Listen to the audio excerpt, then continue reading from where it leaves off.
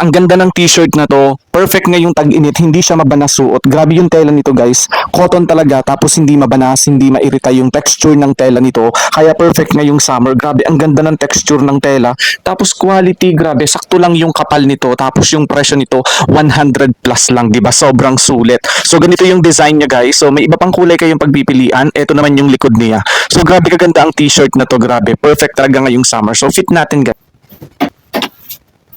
Ayan, so bali ganito siya kapag suot, 'di ba? Sakto lang sa akin yung size nito. Kaya kung ikaw ay 5'6" to 65 to 60 kilogram, so sakto sa iyo yung size 48, ganito siya.